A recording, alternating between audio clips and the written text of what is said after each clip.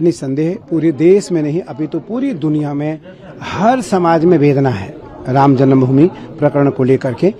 पर मुझे लगता है कि मेरे द्वारा आपके माध्यम से मैं दुनिया के उन लोगों को आश्वस्त करना चाहता हूं कि प्रधानमंत्री नरेंद्र मोदी जी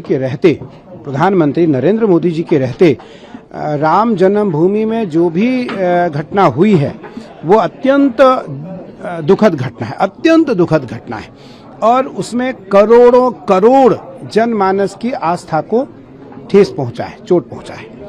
पर नरेंद्र मोदी जी प्रधानमंत्री जी का, क्योंकि राम जन्मभूमि एक ड्रीम प्रोजेक्ट था, उनकी एक प्राथमिकता थी राम जन्मभूमि, तो राम जन्मभूमि प्रकरण में जो घटना हुई है उसमें जो भी दोषी होगा, मेरे नृपेंद्र जी से बात हुई, चंपत राय जी से मेरी बात हुई, दोनों से लगभग नृपेंद्र जी से बात हुए मुझे 8 दिन हो गए, मैंने बहुत खूब समय तक उनसे बात किया।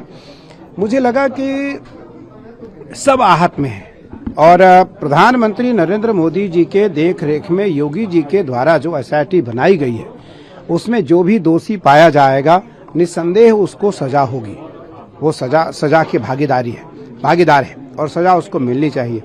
मेरा एक मात्र भाव है, माता रामो मत्पिता रामचंद्रः स्वामी रामो मत्सखा रामचंद्रः सर्वस्व में रामचंद्रो दयालुर नान्यम जाने नैव जाने। राम हमारे माता पिता हैं, राम हमारे भ्राता हैं, राम हमारे सखा हैं, राम हमारे सर्वस्व हैं। राम मंदिर के निर्माण से लेकर के, राम मंदिर के आंदोलन से लेकर के जब मुझे होश आया है तब से उस आंदोलन के साथ हम लोग हैं। और जिस दिन उस मंदिर का भव्य निर्माण हुआ, उसका उद्घाटन सत्र था, मुख्य पंक्तियों में हम सब देश के वरिष्ठ महात्मा, देश के वरिष्ठ लोग, या वो मीडिया जगत से हो, उद्योग जगत से हो, या वो कलाकृति जगत से हो, या वो सांस्कृतिक जगत से हो, या वो राजनीतिक जगत से हो, सब प्रथम पंक्तियों में लोग बैठे थे।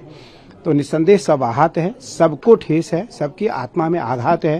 पर प्रधानमंत्री नरेंद्र मोदी जी के रहते हम आश्वस्त हैं कि जो भी दोषी होगा वो सजा से मुक्त नहीं हो सकता। एक सवाल लेना चाहूंगा, ये घोटाला जैसे चीजें सामने आ रही है, कुछ दिनों से नहीं कुछ महीनों से कहा जा रहा है, कुछ सालों चल रहा है, और कुंभ के समय में सबसे बड़े स्तर पर भ्रष्टाचार हुआ, कई चीजें गायब होने की भी बात सामने आई है, चाहे वो चांदी की ईंटें हो या बाकी चीजें जो प्रभु राम की सेवा में अर्पण की गई थी श्रद्धालु, उन चीजों को लेकर क्या कहेंगे? और अब जो आरोपी हैं, जो दोषी पाए जाएंगे, अगर रिपोर्ट में अगर आता तो उनके खिलाफ फांसी की मांग की जा रही है, उसको लेकर क्या कहेंगे? राम के साथ भगवान राम, क्योंकि जो सन्यासी हैं, जो वैष्णव हैं, जो उदासी हैं, जो निर्मली हैं, जो वैरागी हैं, जो दादूपंथी हैं, जो कबीरपंथी हैं, सबके मूल में राम है, सबके मूल में राम है। राम जी के मंदिर के साथ, राम जी के साथ जिस व्यक्ति ने इस प्रकार से कुकृत्य किया है, निस्संदेह वो कठोर से कठोर दंड का अधिकारी है, दंड का भागी है। एक विषय। दूसरा विषय, आज राम जन्मभूमि मंदिर के कारण सारे मंदिर के जो प्रमुख जन हैं, सारे जो बड़े बड़े ट्रस्ट हैं, बड़े बड़े मंदिर हैं, सब सजग हो गए कि कहीं मंदिरों में चोरी ना हो। अगर मंदिर में भी चोरी हुआ तो हम संदेश क्या देंगे, हम लोगों को क्या संदेश देंगे? तो निस्संदेह मैं प्रधानमंत्री नरेंद्र मोदी जी के कारण दुनिया के सनातनियों को आश्वस्त करता हुआ यह बात कहने में एक पल भी झिझक नहीं रहा हूं कि जो दोषी है उसको सजा मिलेगी, वो कभी दोष मुक्त नहीं हो पाएगा। सुझाव देंगे क्योंकि सभी जो मंदिर है, जितने श्राइन बोर्ड है, सब कहीं ना कहीं अब शंका के घेरे में, हर कोई व्यक्ति शंका हो रही है कि कहीं यहाँ पर भी ना हो रहा हो, यहाँ पर भी ना हो रहा हो, बाकी धर्मों के भी जगहों पर सवाल उठ रहे हैं चंदा चोरी को लेकर। अच्छा है ना, आप जैसे लोग देश में हैं, देखिए चौथा स्तंभ देश का मीडिया है, उस कारण आज दुनिया के लोग जागरूक हुए।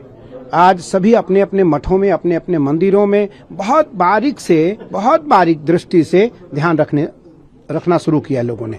तो मुझे लगता है कि कोई ऐसा दुराभाव न हो। अगर मंदिर में चोरी होती है तो निस्संदेह भगवान को कष्ट है, भगवान को कष्ट है तो भक्त को कष्ट है, भक्त को कष्ट है तो आस्था का विषय है।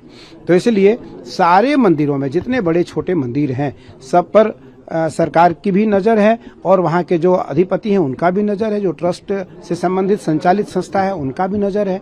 तो मैं केवल इतना कहना चाहूँगा कि किसी भी मंदिर में, किसी भी मठ में, किसी भी ट्रस्ट में चोरी का प्रकरण कभी समाज के बीच में नहीं आना चाहिए, और अगर कहीं आता है तो वो अपराध के दृष्टि में जो सबसे बड़ा दंड है वो उसे मिलना चाहिए। गर्मियों की छुट्टी होने वाली थी, मेरे पापा आने वाले थे, तो हम लोग सभी खुश थे। तो मैं एक बेड पे चढ़ के डांस कर रहा था, लेकिन वो पहले ही आ गए। फ्रीज। तो मैं उस समय तो कंटिन्यू नहीं कर सकता था ना, तो फ्रीज फ्रेम टाइप का हो गया। कसम पैदा कर